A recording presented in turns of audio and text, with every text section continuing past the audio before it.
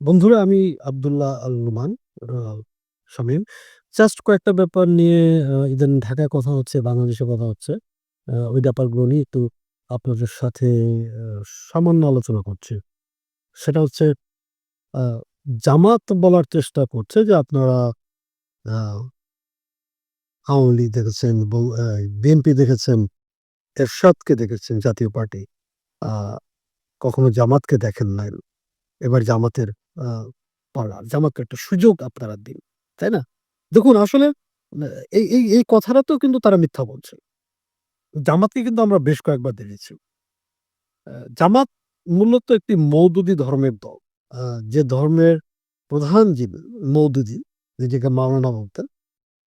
তিনি বলেছিলেন যে কোরআন শরীফের তার লিখিত বইতে, তার লেখা বইতে পরিষ্কারভাবে বলা আমার কাছে প্রমাণ আছে এবং সবার কাছে আছে এটা। যে আল্লাহ রাব্বুল আলামিনের যে কোরআন, সেখানে আয়াতের বিন্যাসে সমস্যা আছে। কিছু, কিছু আয়াতে আগে পরে করা যেত তাতে আরো অর্থবহ হতো।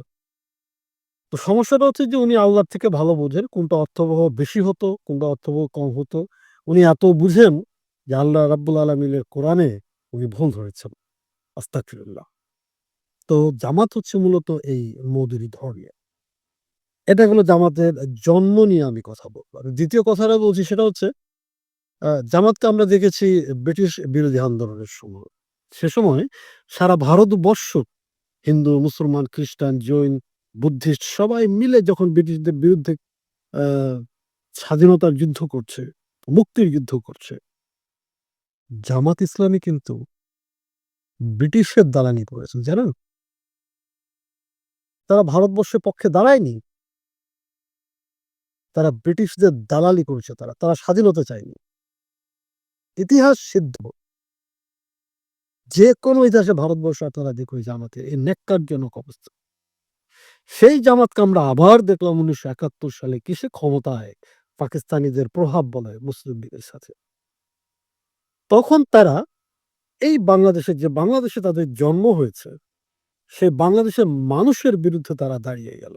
বাংলাদেশের সামগ্রিক আর্থব্যবস্থার বিরুদ্ধে তারা দাঁড়িয়ে গেল। জনগণের বিরুদ্ধে তারা দাঁড়িয়ে তারা পাকিস্তানের দালালি করেছে। শুধু তাই না, বাংলাদেশের ৩০ লক্ষ মানুষকে হত্যার সাথে তাদের জড়িত। তাদের হাত রক্তে রঞ্জিত। তারা ধর্ষণ করেছে এবং তারা বাঙালি মেয়েদেরকে পাকিস্তানিদের হাতে তুলে দিয়েছে ধর্ষণ করার জন্য। শুধু তাই না, তারা সেইসব ধর্ষিতা মেয়েদের অনেকের যৌনাঙ্গ কেটে ফেলত। তাদের স্তন কেটে ফেলত। বাঙালি ছেলেদের ধরিয়ে দিত যে পাকিস্তানি সোলজাররা আহত হতো যুদ্ধক্ষেত্রে। তাদের রক্ত দেওয়ার জন্য জোর করে হাজার, হাজার বাঙালি তরুণদের উঠিয়ে নিয়ে যেত তাদেরকে শরীর থেকে রক্ত শেষ করে, রক্ত শূন্য করে তাদেরকে হত্যা করা হতো এবং সেই রক্তে পাকিস্তানি সোলজারদের চিকিৎসা করত। এই কাজগুলি করত জামাত। ৭১ এ তারা ক্ষমতা থাকার সময় তারা বাংলাদেশের এই জঘন্যতম কাজ করেছে ইতিহাসে। এরপরে আসি আমরা এরশাদের সময়। দেখুন এরশাদের সময় কিন্তু প্রকারান্তরে জামাত ক্ষমতায়। জামাতের রগ কাটা, জামাতের হামলা, জামাতের হল দখলের চেষ্টা এবং জামাতের প্রতিষ্ঠা পাওয়ার জন্য শিবিরের যে সে আতঙ্ক আমরা ৮০ র দশকে দেখেছি।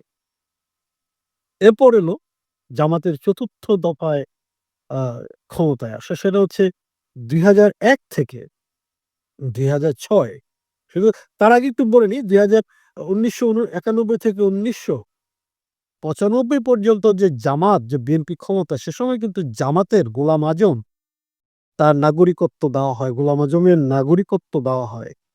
যিনি পাকিস্তানের পাসপোর্টে বাংলাদেশে এসেছিলেন। এবং ২০০১ থেকে ২০০৬ এ কিন্তু জামাত ক্ষমতায়।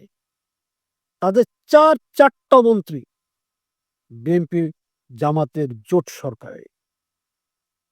জামাত যে বলছে তারা ক্ষমতায় ছিল না, কোন মুখে বলছে তারা?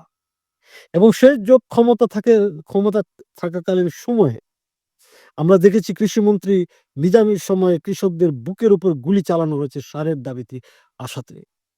আমরা দেখেছি সেই বাংলা ভাইয়ের উত্থান, সেই জঙ্গিদের উত্থান, সেই ৬৫ টা জেলায় ৬৪ টা জেলায় একযোগে বোমা হামলা এবং আমরা দেখেছি নারকীয় তাণ্ডব যখন জামাত ক্ষমতায়। সো জামাতকে কিন্তু দেখা হয়ে গেছে। জামাতকে দেখার আর কোনো ইচ্ছা বাংলাদেশের মানুষের নেই। যারা সামান্য ক্ষমতা এত ভয়াবহ হতে পারে, এত বীভৎস হতে পারে, তাদেরকে দেখার সময় বাংলাদেশের নেই।